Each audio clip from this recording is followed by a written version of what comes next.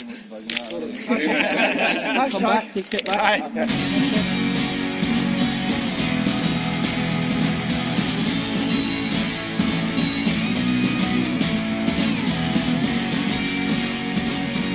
Please put your hands together. Welcome to Paradise and welcome to the Celtic family.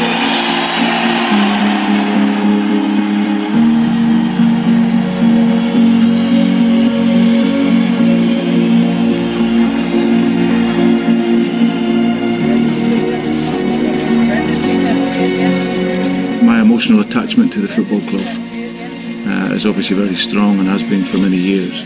Celtic's one of the biggest clubs in the world.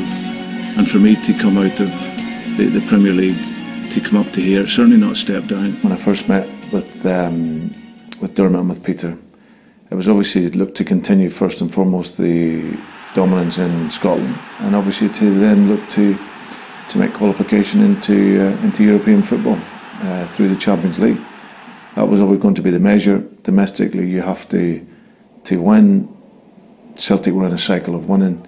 And now for me it was the case of coming back and looking to continue with that, but trying to do it in a different way. I first found out Brendan was coming in.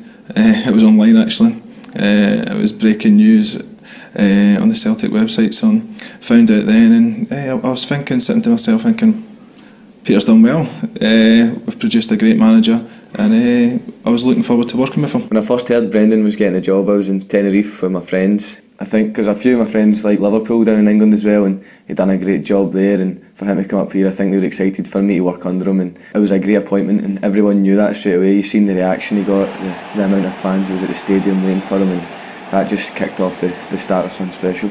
I hadn't seen a great deal of the team play, but of course when I knew or had an idea that I was going to maybe take the job, I was able to then study the games a little bit more closer. So that would give me a flavour really of how the team played, the level of the players, and of course what their strengths were. The first training session, we sat down, we listened to the gaffer's philosophy, understand the way he wanted everyone to play. He told everyone it was a fresh start from last season, and it was up to us to take our chances and show that what we can do on the training park and on the pitch.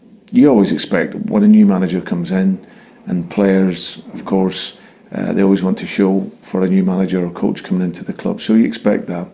But I was nicely surprised with the quality of the players. For us to play how we wanted to play, we needed to be in a much better physical condition, and that was going to be the process over the course of pre-season. Harder training sessions, longer training sessions. We were working in the morning and in the afternoon for pretty much all the pre-season, and we're going to a hotel in between and coming back again at 4 o'clock for the second session. So it was high tempo, it was hard, but it was enjoyable as well. I think he was just getting a feel for the boys. I think it was just to ease our way back into it. Obviously pre-season's all about fitness and stuff, and the first training session he always wanted to put across that we want to be the fittest team in the league, and you know, come the end of pre-season we're feeling really, really good. You could see the quality he had as a manager, and the ability to bring players on through their game, and when you see he signed here and become the manager of the club, you're playing at you get a buzz and the will to work and want to get better.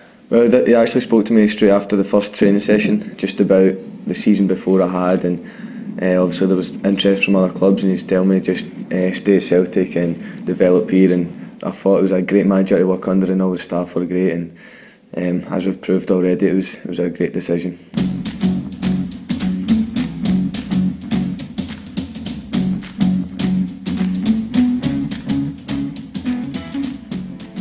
The conditions weren't the best. We'd had a really, really good pre-season.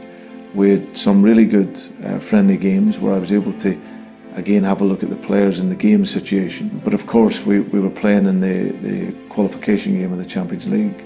It was away, it was 35 degrees, it was on a AstroTurf pitch which was probably about 20 years old. So that combination made it really, really difficult. But what it did allow me to see, like I say, early on, was some of the players in those pressure moments. Red Imps away was a brutal result for us. I think that was the start. I think we needed something like that to happen. Nobody likes getting beat, especially in circumstances like that. But obviously we learned from it. We got them at Celtic Park, and from then we went on and qualified for the Champions League, which is where Celtic belong. Having analysed the team and looking at the team,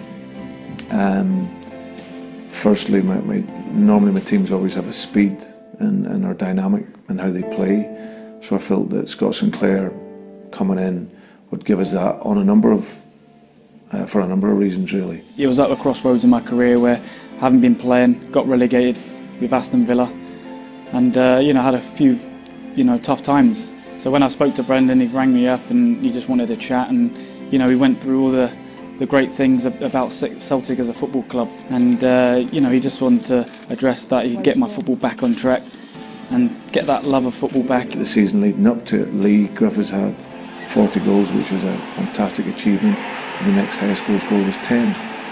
Everyone else was then sat below that. So for me, in order to how we play and the dynamic of the team and the cohesion within the team, we needed to have many more goal scoring threats. I remember him speaking to me in pre-season, saying that my feats last season, scoring 40 goals and stuff was great, and he was going to try and bring another striker in to help me to share the goals. Really, I think the season beforehand it was all about me, and if I didn't score then the team was struggling. But I think when he came in, he identified that he needed another striker to help me with the goals and bring the team into play.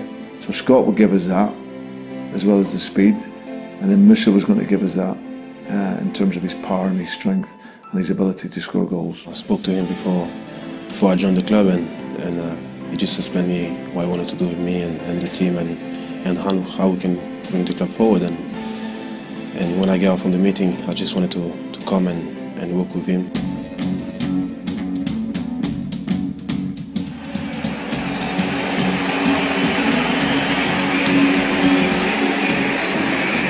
Steep stands and compact nature at Tynecastle, perfect for a game like this. Everyone is right on top of the action, and there should be plenty of action. Brendan Rodgers knows what Tynecastle is all about. He brought his Liverpool side here in a Euro qualifier back in 2012. Armstrong bursting into the box with the strikers. Forrest! And the champions lay down an early marker. Tony Watt, Jamie Walker, and a penalty. It's Jamie Walker, it's never in doubt. The team didn't quite play how we wanted to play, and certainly how we would go on and play. But we showed a lot of mental strength in that game. The players showed a tactical flexibility. We'd spoken in pre-season about having the ability to play out of different systems and different shapes. But the style always remaining the same.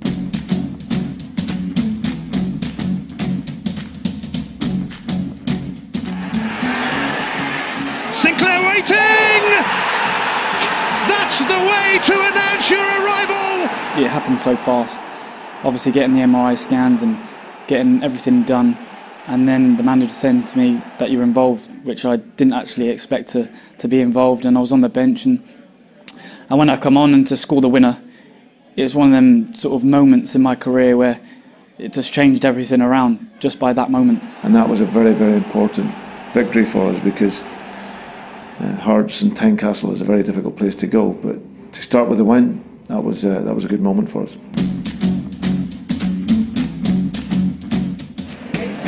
Come on, boys, let's go, come on! There are 60,000 fans inside Celtic Park, fueled by a passion, by an obsession. It is a rivalry unrivaled.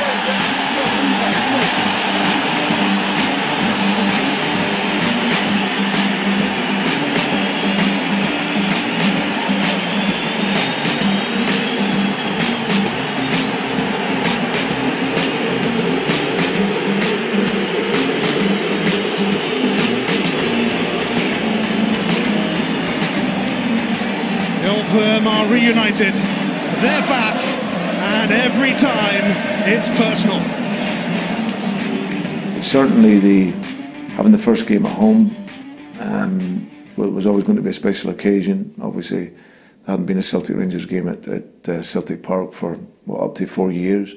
So the build-up and the run into the game was of course very intense. But I was looking forward to see how the players was going to cope with what would be maybe one of our rivals for the league title. The week leading up to it, everybody was feeling really good, and then training ground accident that obviously determined my fate. Lee Griffiths has started the campaign very, very well, and of course missing Lee was a disappointment. Listen, I was delighted for Musa to come back in because I knew what he was capable of. It's maybe a derby game, but for me, I take it as a normal game of football. You know, it's just a game, and I had to go there and prove what I can do. It's those kind of feeling before big games, I would say, when you know that you're going to do something special. Sinclair's corner. Musa Dembele! Celtic strike first in the derby of derbies. It is Musa Dembele! No Lee Griffiths, no worries. Kenny Miller! And Garnett helps it in! And Rangers have responded. Dembele finds Sinclair! And Celtic are back in the comfort zone. Philip Senderos is sent off. Dembele! He's done it! Dembele takes his place in Old Firm hat-trick history. Armstrong! Now that is really rubbing it in.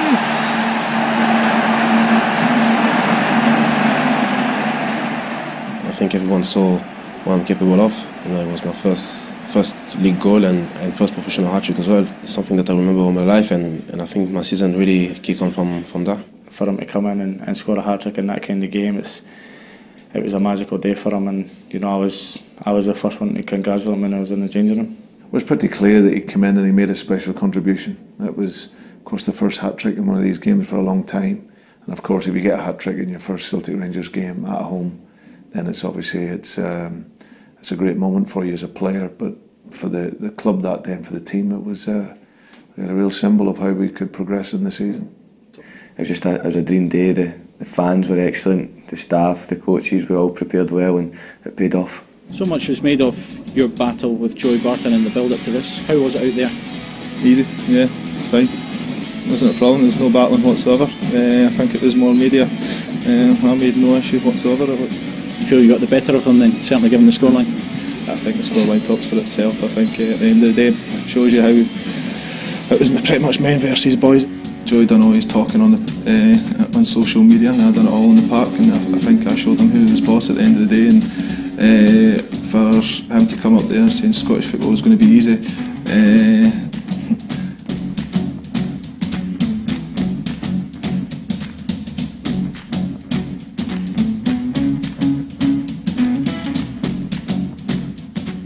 Bruni's brilliant, he's so valuable to the squad, and I think everybody would tell you the same. He's 100% every day, and that's just one of his attributes. It's just brilliant for everybody, and as a young boy when I was coming up I always looked up to him, and it's just ideal for me, and I try to play like him, just 100% every day in training and give it his all for the team.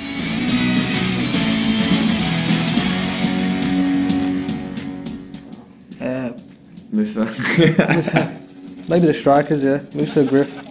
When they want to mount up, they want to mount up. They just like doing finishing drills, so if you don't get a finishing drill, they normally half-ass.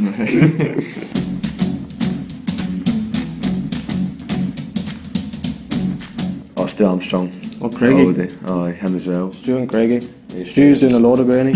Yeah, so when you speak to the two, you need a kid on, you know what you're talking about. You need a dictionary, yeah. Right.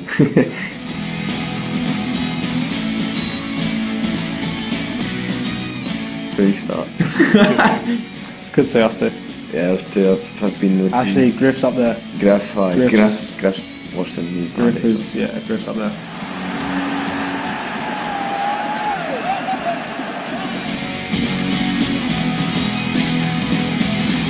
Colo. Might have seen that in the recent videos after winning the league, so... It doesn't get boring, does it? No. It never not, does it?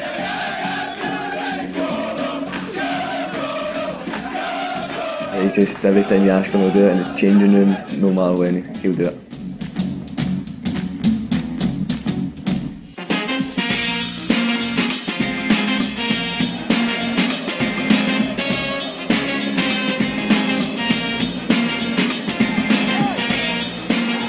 Logan's header goes only to Rogic, and that's a fine finish from Tom Rogic. I've got to give him huge credit. They're playing lots of pressure games, lots of big games, and they're coming through them and doing magnificently well. And as I said, they play quality, but they want to fight, they want to work. And as you see there, it's another clean sheet for us at a very, very difficult place.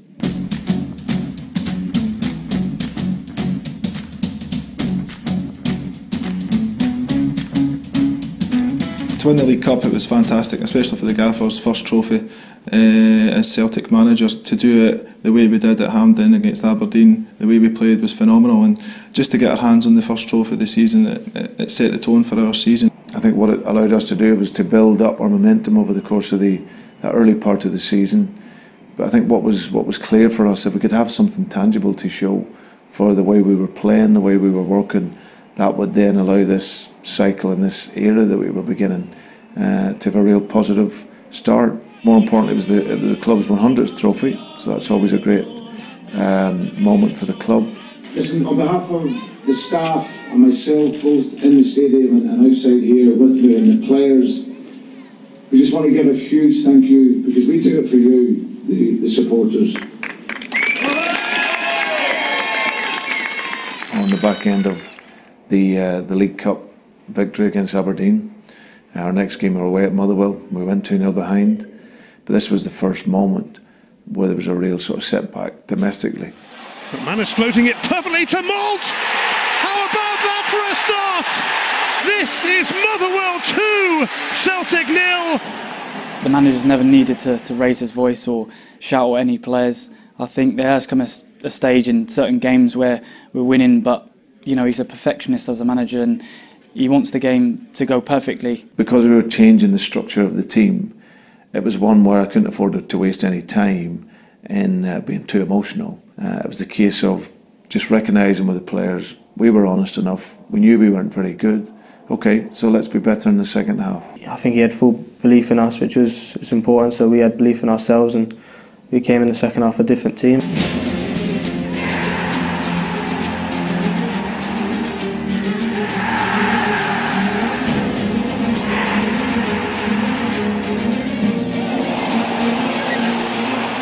Celtic still looking likely. Rogic! They're looking very likely! And trust him to score that goal! The game of the season takes a tantalising twist as Tom Rogic puts Celtic in front for the first time today! That was a big game for us and important in our season. The scenes that showed the emotion on everyone's face at the end, they're celebrating together, and the belief that set for us. Everyone saw from this game that there's something special in this team, in this group of players. Keep believing until the end, and yeah, I think a few times this season we score right at the end of the game, and that's what made us successful, because we always believe in ourselves and we always give 100% until the end. I felt December as a month was a huge month for us, because we had 9 games in that period, and we got 8 victories in the league, and we had a Champions League. We had a very good performance away at Manchester City, and we finished that period in December with a very good result away at Ibrox on Hogmanay. Absolutely gutted that I couldn't be playing. Then when you went into the crowd, it was just like the good old days when I was there with all my friends and my family.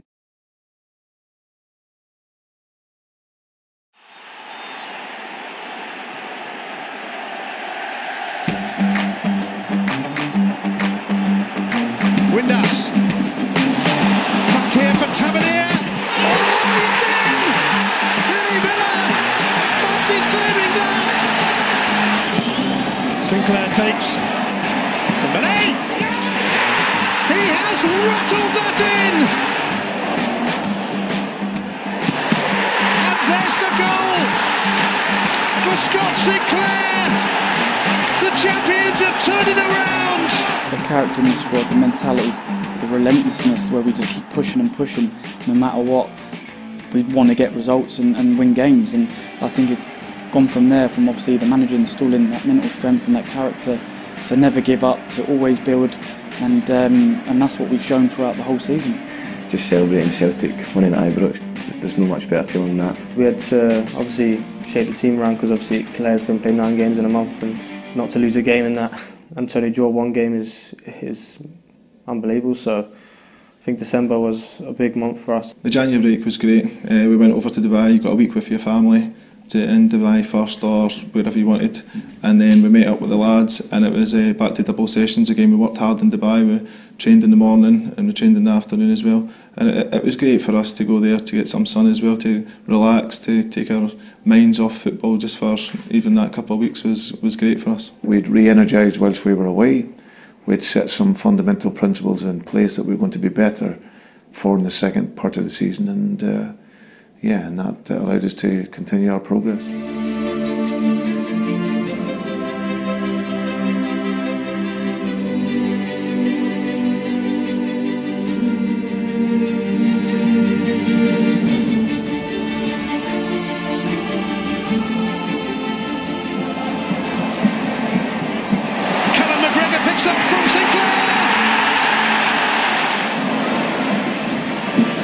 Tierney across, nearly an own goal.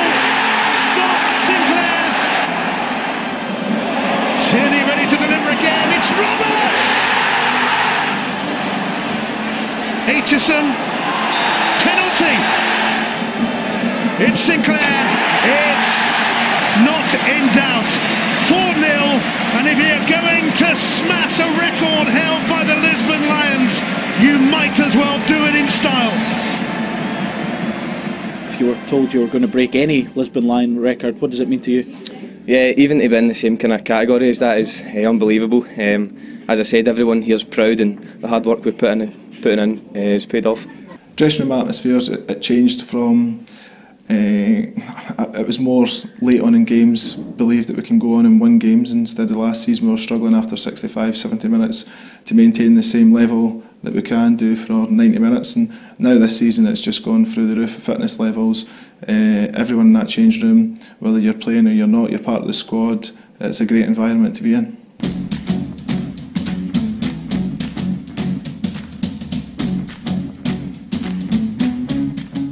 When I first came in here, there's some of the early games where the crowd got a little bit anxious. You know, any time the ball came back, they maybe seen it as a negative. And what we're trying to educate the supporters in our style and our model of work was that when we're coming back, it's never to be negative, it's to start another attack. It was just one of them exceptional goals. Craigie starts everything at the back. From there it was just simple passes, keeping the ball, what we always work on in training, get the other team running, dragging people out of their positions. The amount of passes, everyone had a touch of the ball. It seemed like we had the ball for 10 minutes.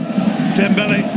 I just pass it and follow and then pass and move. Mikel Lustig was like the left winger down the bonus. It's Lustig, now they're showing off. So you don't see often. For him to do what he done, I was thinking, don't lose it because it's a long run back. I thought Cal McGregor was going to shoot, but lucky enough he passed it to Musa. I know that the ball would come in the middle of the goal, so that's where I had to be in. And I just put the ball back of the net. Dembele! It's a hat-trick for Moussa Dembele. Musa to get the goal this season, to finish it the way he did, it was great for us.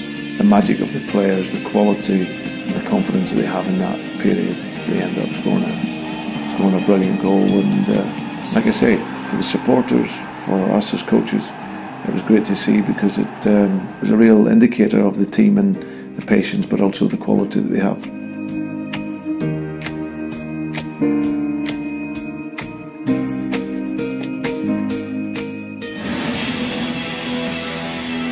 That is just brilliant. What a wonderful goal.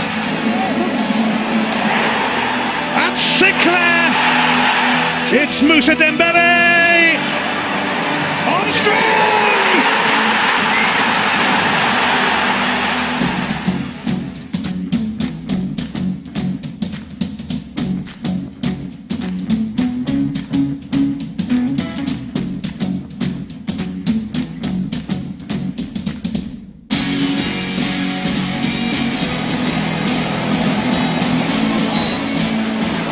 Roberts, back to Sinclair. That is just wonderful. A goal to take your breath away from Scott Sinclair. Sinclair will latch onto this meantime. He's through again. And that is what happens when he's bearing down on goal. Armstrong.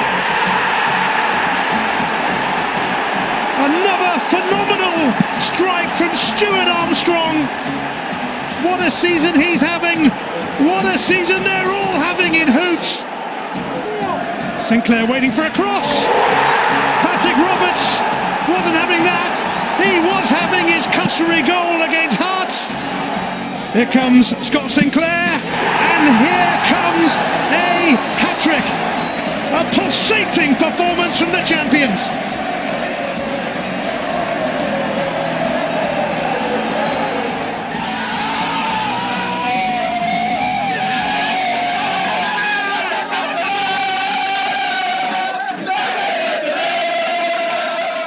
To score a hat-trick, to get the league to bed and to win it, and that was the game to do so. And it was an unbelievable atmosphere, the game, and I enjoyed every minute of it like the Celtic fans did. And it was one of them great moments and great occasions in football that you always sort of dream of. We got our celebrations straight in the dressing room afterwards, and it was just a great experience. The fans loved it, we loved it, and it was a great day.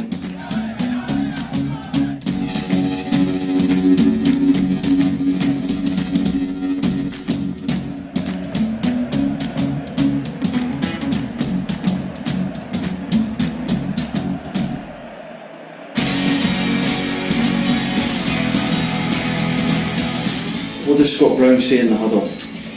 We can't say that. What happens in huddle stays in huddle. That's the rules.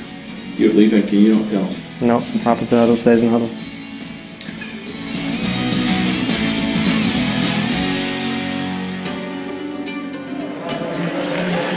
Celtic know they will have to work for what they might get today.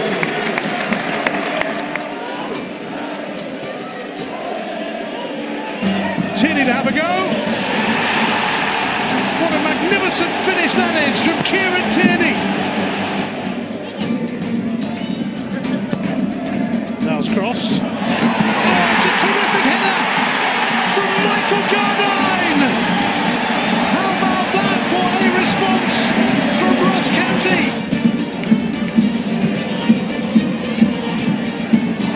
Roberts looking to make this happen, or indeed do it by himself. Gardine evading Tierney. Brown then came across, and the referee points to the spot. It is a penalty as Shaw goes to ground. The Celtic will feel really aggrieved at this. It's never a penalty. It is Boyce. It is 2-2, and although it shouldn't have been a penalty, there might be a rather useful point coming Ross County's way. Armstrong. Oh, and Scott Brown he might be getting a red here. He is. The Celtic captain is sent off amid a major flashpoint here. Because of the nature of the challenge, that should be Scott Brown out of the Old Firm Cup semi-final. We looked at the situation, we looked at some previous incidents as well, but in particular his. And then when it was looked at, it was obviously downgraded, and rightly so. I've slid in to go and win the ball, and it was just pretty much a mistimed slide tackle, and I've just missed the ball, and I think for my behalf, and I've not went in to hurt anybody. But as a player, he's very important for the team. He's one of the real tactical decision makers on the field, and he's a real influence and inspiration for his teammates. Lucky enough, it did get rescinded, but I was sitting there. I was a little worried at the time, thinking that I was going to miss the two biggest games of the season coming up.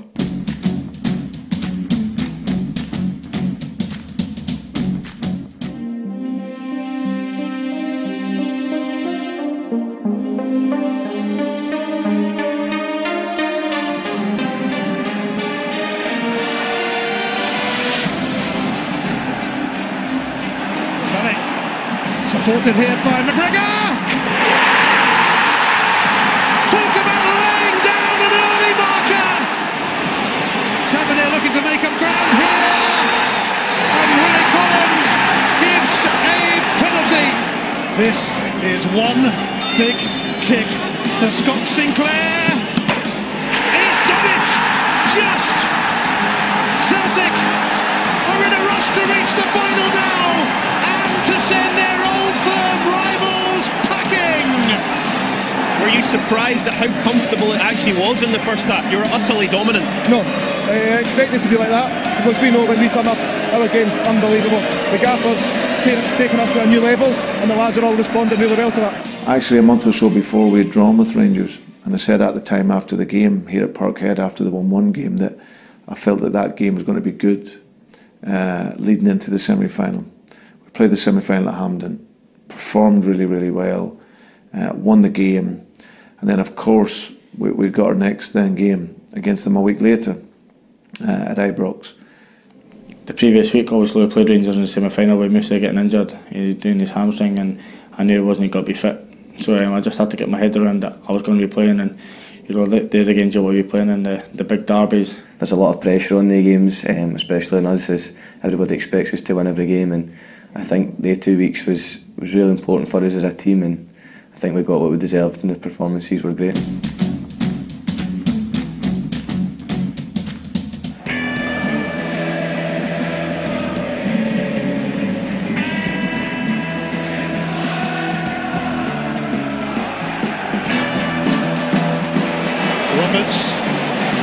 Chases on between him and Beeman. Oh, and Beeman slid in with the challenge. Here he comes. Sinclair waiting in the middle. Griffiths goes it alone, and that's why. Roberts, it's McGregor. Took his time, but got what he wanted. Griffiths floated in, and it's found a way in, and Dedrick Boyata is having that one. Celtic fancy a fifth. Mikael Lustig certainly does. What a tidy finish.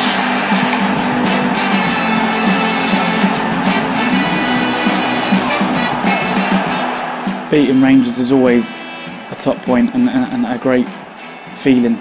Not just, us as players, but to all the fans when they go into work the next day. I think it's one of them things where, it's such a good feeling, and to beat them 5-1, it just makes that a little bit more special.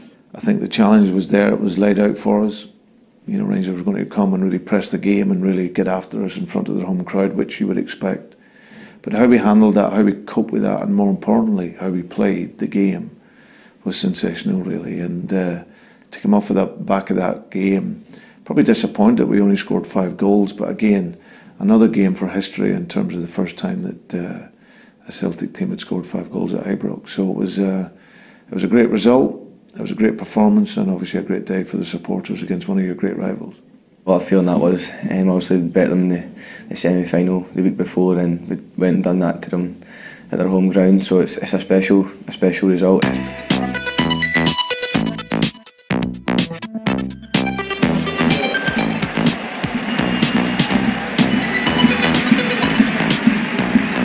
Lee Griffiths rather unimpressed that he's being hooked.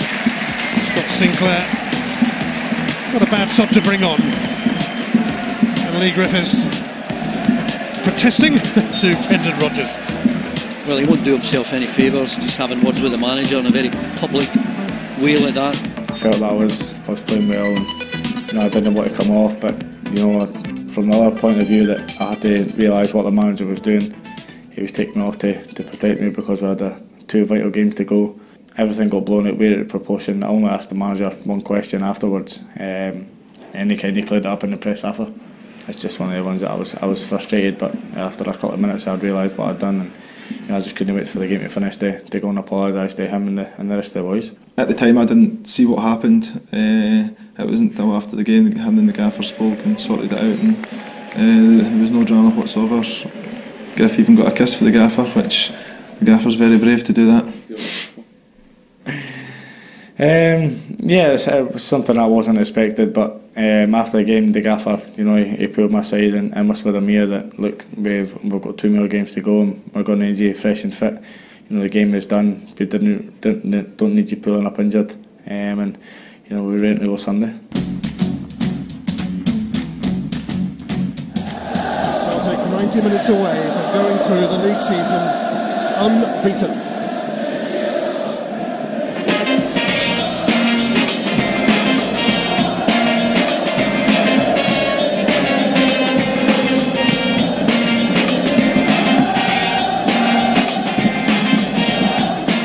Roberts. Ball clear of Smith. Roberts! I guess it was only a matter of time. And it's Armstrong to make sure of things. History in the making at Celtic Park. Unbeaten, unrivaled, the Invincible champions, Celtic.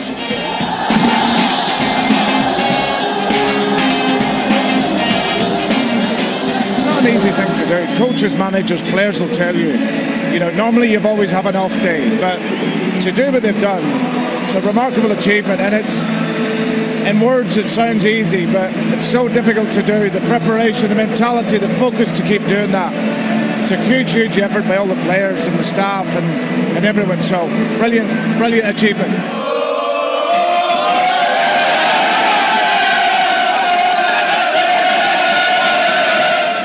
To go a full league season unbeaten, it just shows the kind of character and mentality we've got here at this club. What the Lisbon Lions done is brilliant. I don't know if that'll ever be matched, but we've done our best to work hard from the first day, and we've just pleased the fans, and look how happy everybody is here, so it's great.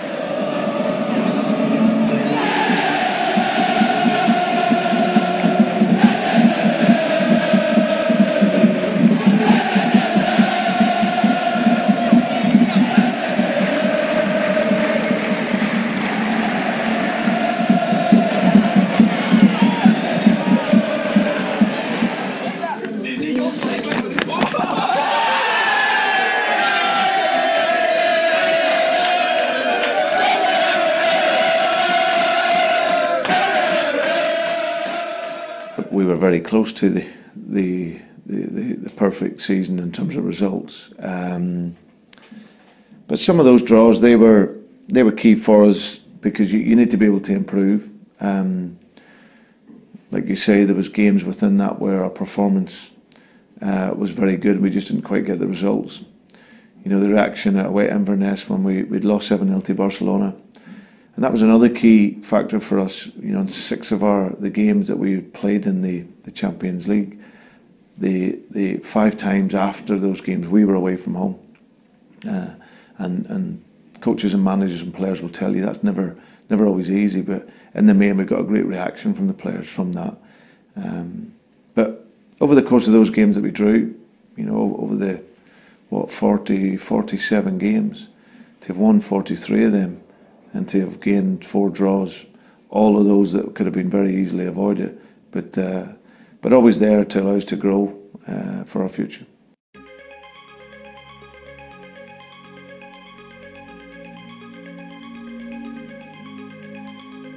From the moment I woke up, the day kind of dragged, especially until we left for Hampden. I think I must have seen every hour on the clock. It's one of the ones where I was excited, I was nervous, but as players you need to be in that kind of environment, you need to embrace it because the opportunities don't come around too often.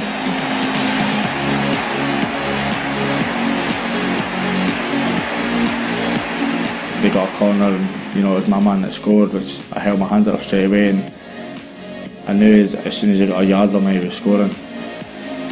Now McGinn over the head of Stockley. Aberdeen have taken the lead.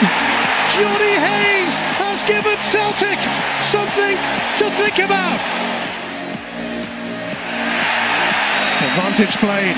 Armstrong! And isn't that just typical of Celtic? I thought we started a little bit nervous in the game, didn't make so many passes, and I can understand that.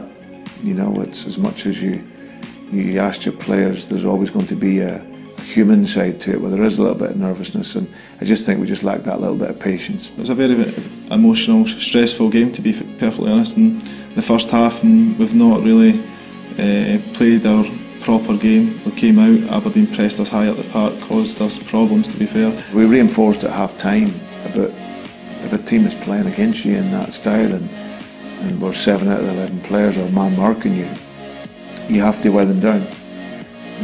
You have to get them moving, you have to get them running, and then eventually you're trying to set the game up for the last 30 minutes, and hopefully the opponent tires and then the space opens up because we've got a high level of technique in the team, then hopefully that will then come through in that period. But how the players then dealt with the second half was fantastic. The second half was what we were all about, keeping the ball moving, creating chances. But as I say, Aberdeen pushed us all the way. They were fantastic this season. The goal to win it, it was from a boy who's got real magical qualities, a real genius with the ball. Rogic moves away from O'Connor. A little opening here for Tom Rogic. Celtic have done it.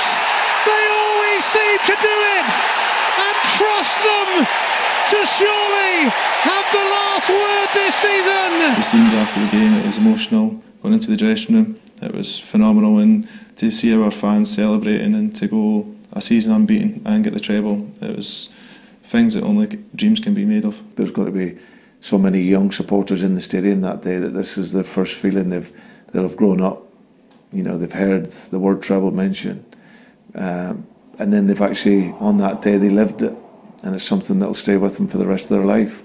So that combination between us all, players, supporters and management, it's a real special feeling when you have that, and to achieve what they did it's a truly remarkable feat. Cup final, there's a lot of nerves on it, and this guy, he produces yet again against Aberdeen. Sum up that goal. What were you thinking when you got the ball? I lost for words. I don't know what to say. It happened so quick, but we're just over the moon. And you had to come on for Kieran. You came on a bit earlier than you thought. Aberdeen had a lot of the game as well. Wasn't necessarily going your way all afternoon, was it? Yeah, I think the first half we weren't playing too well, and KT's been such a massive part of what we've done this season, so I was unfortunate to see him go off. But then I think second half was...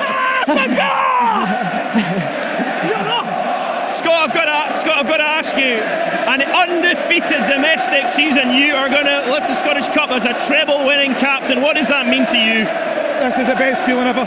For this team at the start of the season, nobody would have expected it.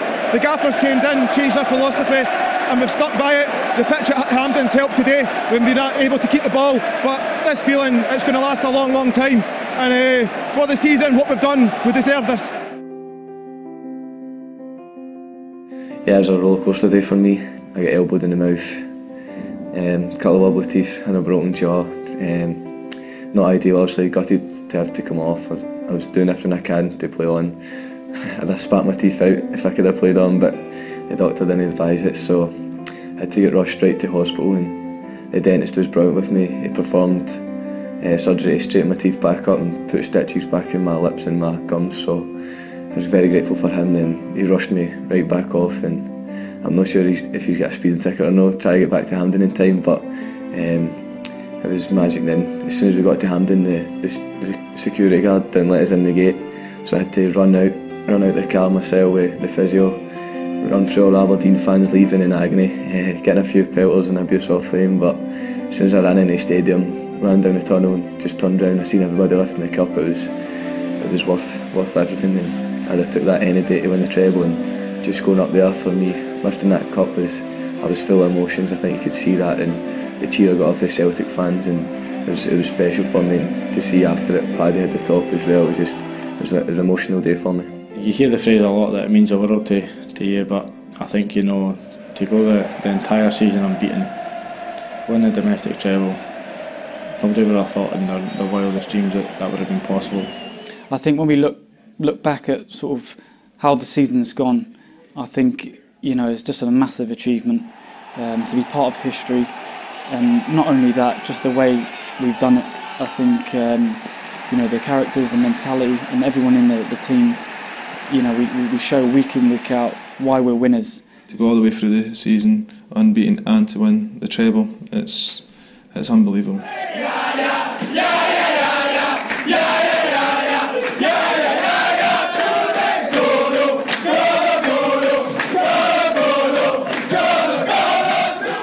Every single player, we don't really realise now what we've achieved, but I think in a few seasons we'll look back and think about what we've done, and it's an unbelievable target that we've put in, and yeah, it's been, as I said, it's been a great season for us, for every member of the staff, for every supporters, for every players, and and we just enjoyed the season, and it's been great. I think quite everyone can believe what we've achieved, and when we look back at it, we'll be very proud, and to blame the team that's gone all the way is some feat.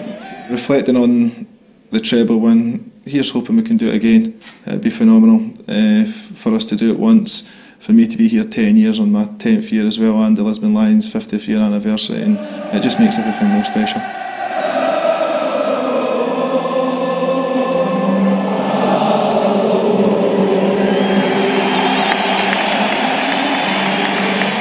Something way beyond I thought I could ever achieve in football, and especially to do it the way we've done it as a team, Invincible and treble. It's just the stuff of dreams for every football player. I think everybody in the squad will always have that togetherness, and I think we'll always keep the contact because of what we've done together. As the achievement is brilliant, just as I said before, from everybody at the club, it's a great achievement. Every fan, it's brilliant for us all, and I think it'll be a season to remember for the rest of everyone's lives. To then have gone through a full domestic season, both in the league and the cups, 47 games, winning 43 of them, only drawn 4. There was a real sheer sense of pride in what the players had achieved, and it was a real special feeling. More domestic bliss for Celtic. Another stroll in the park for Celtic. Celtic are showing no signs of letting up here. Well, they just keep going and going and going. Now they're showing off. Debelly! Unbeatable! Uncatchable! Celtic! A pulsating performance from the champions. And the air of invincibility grows stronger. Unbeaten, unrivaled, the invincible champions, Celtic! From Rogic! Celtic have done it! It's a green